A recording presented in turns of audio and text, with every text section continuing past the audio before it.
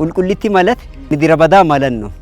አንዲት ዛፍ ብቻ የነበረች እንደዚህ አይተናል እንደዚህ ሰምተናል ብለኛ ብናወራ አምንም ነበር። ግማሽ ጨረቃ የሚባለው የተፋሰስ ስራ አይነት ነው። 1.9 ቢሊዮን ሜትሪክ ቶን ተሸርሽሮ ወደ ወንዞች የሚገባበት ሁኔታ ነው ማለት ነው የተፈጠረው። ደን በደን የተሸፈነ የዱር አራዊቶች የዱር እንስሳቶች የነበሩበት መሬት ነበረ። ለነገ ትውልዳችን የተራቆተ መሬት ከምናስወርስ አልምተን ነው ልማት ለማስወረስ ነው የፈለግነው።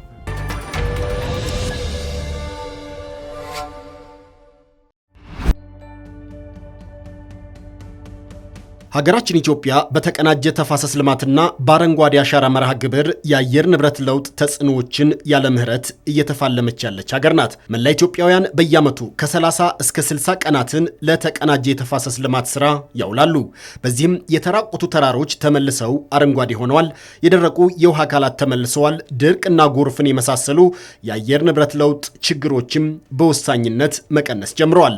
ለዚህ ለውጥ ማሳያ ከሆኑት አካባቢዎች መካከል በኦሮሚያ ክልል ምስራቅ ሸዋ ዞን የሚገኘው የአዳሚ ቱሉ ጂዶ ኮምቦልቻ ወረዳ አንዱ ነው። በወረዳው ጋሎ ረጲ ቀበሌ የሚገኘውና ቁልቁሊቲ የተባለ የሚጠራው ተፋሰስ አሁን ላይ አረንጓዴና ለምለም ቢሆንም ታሪኩ ግን የተለየ ነበር።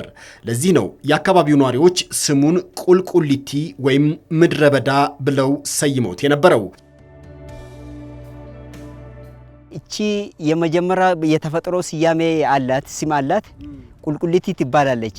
ቁልቁሊቲ ማለት ምድረ በዳ ማለት ነው። አንዲት ዛፍ ብቻ የነበረች ነው። ሌላ ምንም ነገር የለም ነበር።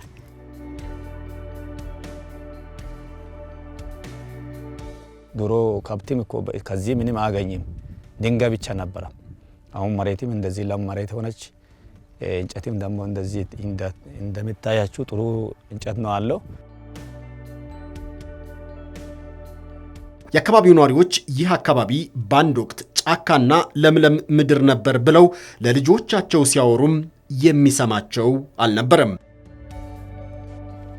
ይሄ አሁን ያለንበት ተፋሰስ ከ4-5 ዓመት በፊት መተን ብናየው ባዶና ገላጣ መሬት ነበር። ምንም ነገር ያልነበረው ባዶ ምድረ በዳ የነበረ መሬት ነው። ግን በማህበረሰቡ በህብረተሰቡ ቀና ተሳትፎ ህብረተሰቡን አወያይተን ህብረተሰቡን አናግረን በህብረተሰቡ ቀና ፍላጎት ይሄ ተፋሰስ ሊለማ ችሏል ማለት ነው። ህብረተሰቡ ከዚህ በፊት ቅድመ አያቶቻችን ሙሉ ደን እንደነበረ ነው ሲናገሩ የነበሩት። ደን በደን የተሸፈነ የዱር አራዊቶች የዱር እንስሳቶች የነበሩበት መሬት ነበረ። በተለያየ አጋጣሚ በድርቅ በሰው ሰራሽ በተፈጥሮ ምድረ በዳና ባዶ ሆኖ ነበር ማለት ነው። ልጆቹ አምኑም ነበር ይሄንን ተመልሶ ይሄ ነገር ባይደረግ ኖሮ ልጆቹ እኮ እኛ ይሄንን እንደዚህ አይተናል እንደዚህ ሰምተናል ብለኛ ብናወራ አምንም ነበር። ይሄ ደግሞ በጣም ደስተኛ ሆነናል። እኛም ደግሞ አምሮ ያኛ እያየው ደግሞ ይሄ ደግሞ በዘመኑ እንዳለቀ ነው እኛ ያኔ ያለው ለካ እኛ ነው ባይጄ እንደዚህ ያደረግነው። ከዛ በኋላ እንደዚህ ስንከባከብ ደግሞ ጥሩ ሆነች። ያ መጀመሪያ ብዙ አመት የቆየውን እንጨት ይሁን እንደዚህ በቅሎ ጥሩ ነገር ነው እዚህ ውስጥ ያለው። አሁን ግን ቁልቁሊቲ እንደ ስሙ ምድረ በዳ ብቻ ሳይሆን ሌላ ተስፋ የሚታይበት አካባቢ ሆኗል። አካባቢው ለምልሞ ለወጣቶች የሥራ ዕድል አማራጭ ሆኗል። የአካባቢው የአየር ንብረት ለውጥ ሁኔታም እየተስተካከለ ነው። ይህን ታሪክ የቀየረው ደግሞ ከ3 ዓመታት በፊት የተሰራ የተቀናጀ የተፋሰስ ልማት ስራ ነው። እኛ ብዙ ለውጦችን አግኝተንበታል። እዚህ ጋር ሳር አለ፣ ሳር ይበቅላል። ከዚህ በምናገኘው ሳር ነው ከብቶችን እያደለም በየ3 ወር እያደለም የገበላ እያዋል ተጠቃሚ በጣም ብዙ ተጠቃሚ ሆነናል። አሁን ንብ እርባታም ጀምሯል። ድሮ ንብ ጠፍቶ ነበር፣ አሁን ማር ጀምረናል። እንደዚህ ከብትም ደግሞ ከዚህ አገር እኮ በጋ በስቶ ነበር፣ አሁን እሱም እየቀነሰ ነው። ዝናብም ደግሞ ከሌላ አካባቢ ይልቅ እዚህ ሁሌ ይዘንባል። ሁሌ የትም ሰዓት እኮ ይዘንባል። ዳመና ሲመጣ እዚህ አካባቢ ሳይዘንብ አያልፍም። እሱ አሁን በጣም እየጠቀመን ነው። ይሄንንም አይተናል። ከዚህ እንግዲህ ደግሞ አሁን ይሄ ነገር እኮ እኛ ከማላቧ ጋር ሆነን እንቀጥላለን እንጂ አንተውም። አሁን ላይ የቁልቁሊቱ ተፋሰስ ልማት ውጤት በርካታ አካባቢዎችንም አነቃቅቷል። ለብዙዎችም የለውጥ ተምሳሌት ሆኗል። በዛው አዳሚ ቱሉ ጂዶ ኮምቦልቻ ወረዳ ኤሊላን አባቡ ቀበሌ የሚገኘው የቦዲቲ ተፋሰስ ታሪክም ተመሳሳይ ነው። በምስራቅ ሸዋ ዞን አዳሚ ቱሉ ጂዶ ኮምቦልቻ ወረዳ ኤሊላን አባቡ ቀበሌ ውስጥ ነው የምንገኘው። ተመልካቾቻችን የምትመለከቱት ማሳ እንግዲህ በጎርፍ ምክንያት ተጠርጎ እንደዚህ አይነት ችግሮችን የሚታይበት መሬት ነው። ይሄንን መሬት ለመከላከል እንደዚሁም ደግሞ የአፈር ለምነትን ጠብቆ ለመጪው ትውልድ ለማቆየትና ከመሬት መገኘት ያለበትን አጠቃላይ ጥቅም ለማስገኘት ከሚከናወኑ ተግባራት መካከል አንዱ የተፈጥሮ ሀብት ጥበቃ ስራ ነው። በዚህ አካባቢም በየዓመቱ የተፈጥሮ ሀብት ስራዎች እየተከናወኑ ነው የሚገኙት።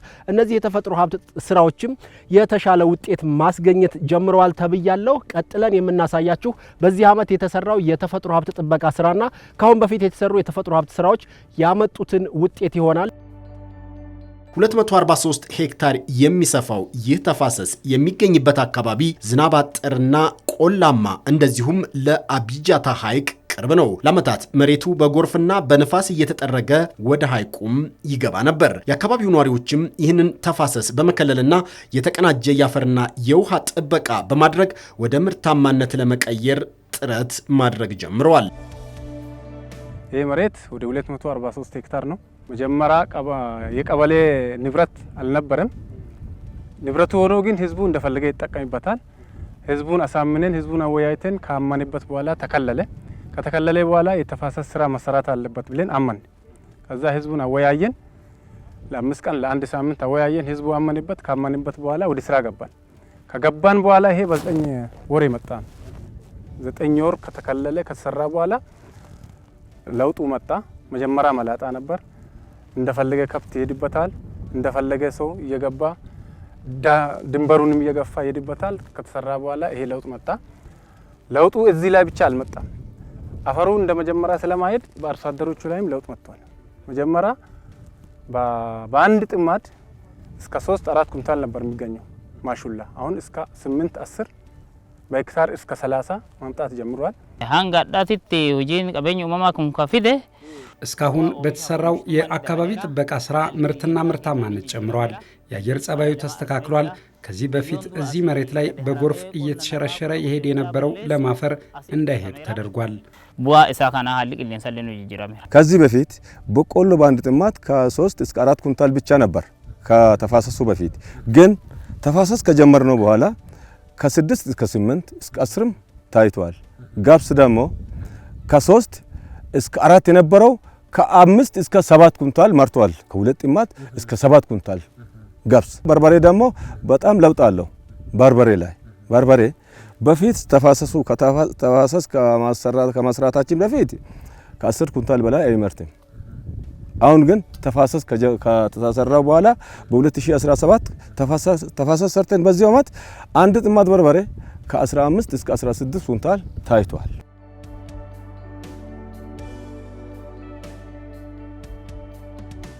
አሁን ጠረጴዛማ ጨረቃማ እርካን ትሬንች ምናምን የሚባሉት እኮ በባለሙያ እንትን ነው እንጂ በባለሙያ አማካኝነት ነው እንጂ እኛ አርሶ አደር ይሄን አውቀን አይደለንም። ባለሙያዎች በጣም ይገዛ ያደርጉልናል። ሌላ አካባቢ አሁን በደቡብ ክልል እዚሁ በጠገባችን የተሰሩ ተፋሰሶች አሉ። በተግባር ያየ ነው። ከዚህ በፊት ደረቅ የነበረው መሬት ዛሬ ለምቷል። ንብ እርባታ ተጀምሮበታል። የአካባቢው አየር ደግሞ ተቀይሯል። እና ከዚህ በፊት ወደኛ አፈር ይዞ የሚመጣ ውሃ ጎርፍ ቆሟል። በአሁኑ ሰዓት በእኛ አካባቢና በእነሱ አካባቢ ያለው ምርት ራሱ ለውጥ አለው። ከኛ በላይ ነው። እኛ ጋር 3-4 ኩንታል የሚመርተው እነሱ ጋር 10 ኩንታል ነው የሚመርተው ይሉ እና ስለዚህ ደስታ ነው የሚሰማኝ። እኛም እንደዛው ሰርተን እንለወጥ ነው። ለስራ አጥ እድል ለመፍጠር ወደ 350 ወጣት አደራጅተናል። ወጣቶቹ ምን ላይ እንደሚሰሩ በንብ እርባታ፣ በማር፣ በከብት፣ በዶሮ ከፋፍለን አደራጅተናል። እነዚህ አሁን ራሳቸው ዘበኛ ሆነው ይጠብቃሉ። ከህዝብ የተወጣጣ ዘበኛም አለ። ስለዚህ ይሄን ለውጥ አጥቷል እንደ ቀበሌያችን። በዚህ አካባቢ ዘንድሮ ከተሰሩት የተፈጥሮ ሀብት ጥበቃ ወይም ተፋሰሶች መካከል ይሄ የምትመለከቱት ተፋሰስ ይገኝበታል። እንደምታዩዋቸው የተለያዩ ቅርጾች ናቸው እየተሰሩ ያሉት። ይሄ ግማሽ ጨረቃ የሚባለው የተፋሰስ ስራ አይነት ነው። እዛ አካባቢ ደግሞ እርከን የሚባል አለ። በአጠቃላይ እዚህ የሚሰሩ ስትራክቸሮች አንደኛ ውሃን ይዘው የማቆየት እንደዚሁ ደግሞ አፈሩ ተሸርሽሮ ወደ ታችኛው ተፋሰስ እንዳይገባ በማድረግ ረገድ ከፍተኛ ሚና እንዳላቸው ባለሙያዎች ነግረውኛል ማለት ነው። በጥቅሉ እዚህ አካባቢ ያሉ አርሶ አደሮችም በየአመቱ ለ60 ቀናት ስራዎችን ያከናውናሉ። ዘንድሮም እንግዲህ በርካታ ስራዎችን እንደሰሩ ነው ለማየት የቻልነው። ህዝቡ አሁን ይሄ ተፋሰስ የእከሌ ነው የዛ ዞን ነው የዛ ቡድን ነው አይልም ማለት ነው። ሁሉም ሰው ሲመጣ የሆነ ከብት ሊለቅ ይችላል፣ ሌላ ሰው እንጨቱን ሊቆርጥ ይችላል። የኔ ነው ብሎ ነው ኃላፊነት ወስዶ ነው እየወሰደን ያለ ነው። አንደኛ ደረጃ እሱ ላይ ነው ለውጥ ያመጣ ነው። ሁለተኛ ደረጃ ላይ ይሄ ያለው ንብረት እኛ ነው ብሎ ህዝቡ ለማንከባከብ ወይም ደግሞ ኮንሰርቭ ለማሄድ እየሄደ ነው ማለት ነው። አሁን እዚህ ላይ ዘበኛ ባይኖርም ማንን ገብቶ እንጨት አይቆርጥም፣ አንድ ከብት አይገባም። እንግዲህ ያለ ዘበኛ ነው እንደዚህ እየኖረን ያለ ነው። ተናንቱረ ዳጋን ቢዮኩል ወንት እንዲን ፈየዱ ቢየም ቢሻን ለፈከነ ከነ ዲቀቲኒ ይህ እርከን የጠቀመን ከዚህ በፊት ጎርፍ አፈሩን አጥቦ መሬቱ ይራቆት ነበር። በፊት እዚያ አካባቢ ዛፎች ነበሩ። ዛፎቹ በጊዜ ሂደት ተራቆቱ። አሁን ግን የግብርና ባለሙያዎች ባስተማሩ መሰረት ይህንን እርከን ከሰራን ወዲህ አፈሩ መሸርሸሩ ቀርቷል። በፊት የምናገኘው ምርት ትንሽ ነበር። ተፋሰስ መስራት ከጀመርን ወዲህ የተሻለ ምርት ማግኘት ጀምሬያለሁ። የግብርና ባለሙያዎች የተለያዩ ድጋፎችን ያደርጉልናል። ይህ እርከን እንዴት እንደሚሰራ፣ ውሃው እንዴት እንደሚታቀብ እየለኩ ሰርተው አሳይተውናል። እኔም በነገሩኝ መሰረት እየሰራሁ ነው። የሮ ሀገ ዳጋን ኩን ጀመረመት እንጀለ ቢዮን ኳገ ነው ይለመት እንጀለ ቆንዶ ኦቢሽ እንጀለ ደበለማት እንዱ እቅዳችን ለ60 ቀን ነበረ። 60 ቀኑን ጨርሰናል። ነገር ግን አሁን ልንቀጥል ነን። በዚሁ በክረምት ማለት ነው። በክረምት በዚህ በተሰራው መሬት ላይ በተቆፈሩት ጉድጓዶች ላይ ችግኝ ለማትከል እና ይሄ የተሰራው ተፋሰስ ከብት እንዳይገባና ከማንኛውም ነገር ንክክ ነፃ እንዲሆን ዘበኛ ቀጥሬ ነው በቀበሌ ደረጃ ማለት ነው። እና ይሄንን ተፋሰስ አልምቴ ነው ለስራ አጥ ወጣቶች እዚህ ላይ ስራ እንዲፈጠርላቸው እቅዳችን እንደዛ ነው። በወረዳው የተለያዩ አካባቢዎች የሚከሰቱ የጎርፍና ድርቅ አደጋዎች መቀነስ ጀምረዋል። የውሃ አካላትም እያገገሙ ነው። እኔ በዚህ ተፋሰስ ላይ ተሰማርቼማ በማስራቴ ደስታ ነው የሚሰማኝ። ለምንድን ነው ቢባል ለነገ ትውልዳችን የተራቆተ መሬት ከምናስወርስ አልምተን ነው ልማት ለማስወረስ ነው የፈለግነው። ብዙ ደስታ ነው የሚሰማኝ። ለምን ይሄን መሰለ ምድረ በዳ ላይ ከተደራጀን ወዲህ አይተንና ሰርተን ማናቃቸው ስራዎችን ሰርተን ይሄ ጥሩ አየር ምስብና ጥሩ ቅዝቃዜ ያለበትን ቦታ ሳይ በጣም ብዙ ደስታ ነው የሚሰማኝ። ይሄን ለኔ ብቻ ሳይሆን ለኋላ ለሚመጡ ትውልድ ነው የምናሳየው። ከዚህ በፊት ይሄ ያለንበት ከፍታ ቦታ ስለሆነ ለሙ መሬት ለሙ አፈር ከዚህ በጎርፍ ምክንያት ወስዶ ወደ ታችኛው ተፋሰስ ይወስድ ነበር። በአሁን ሰዓት ግን ለሙ አፈር ቀርቶ ለሰውም ለእንስሳትም መድኃኒት ይውሉ የነበሩ የተፈጥሮ ዛፎች ከመሬት ስር በቅለው የአካባቢውን እየጠበቁ ይገኛሉ ማለት ነው።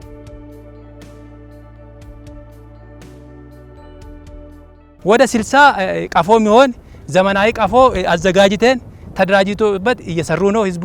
አንደኛ ደረጃ ላይ እሱ ነው። ሁለተኛ ደረጃ ላይ እሱ ብቻ ላይ አይደለም፣ ቅድም ያየ ነው የተሰራው ዳጋዎች ላይ የከብት መኖ እየተዘራ ነው ማለት ነው። አዘጋጅተናል። ሮዴስ ግራስ አለ፣ ኤሌፈንት ግራስ አለ፣ ዴሾ ግራስ አለ። እነኚህ ፋትኒንግ ለማስራት እየሄደን ነው። የከብት እርባታ ለማስራት ለማሄድ እየሄደን ስለሆነ እሱን እዛ እያዘጋጀ ነው። የተለያየ ከ5 ዓመት ወዲህ በላቀ ሁኔታ የአፈርና ውሃ ጥበቃ ስለተሰራ ብዙ ለውጦች መጥተዋል። አንደኛ የተሰሩትን ቦታዎች ህብረተሰቡ በራሱ በማከል ከንክኪ ነፃ በማድረግ የአፈርና ውሃ ጥበቃ ስራ ዘላቂ እንዲሆን እያደረገ ነው። ሁለተኛ ደግሞ እዛ ውስጥ ህብረተሰቡ አፈርና ውሃ ጥበቃ ከተሰሩት ባውንደሪ ከተደረጉት ቦታዎች ላይ የተለያዩ ላይቭሊሁድ ስራዎችን እየሰራ ተጠቃሚ እየሆነ ነው ማለት ነው። ሀገራችን ኢትዮጵያ እንደ ሀገር እያከናወነችው ያለው የተፈጥሮ ሀብት ጥበቃ ስራ በየዓመቱ በጎርፍ የሚጠረገውን ለም አፈሯን ለመከላከል የደረቁ የውሃ አካላቶቿን ለመመለስና የሚታረስ መሬትንም ለመጨመር ጠቅሟታል።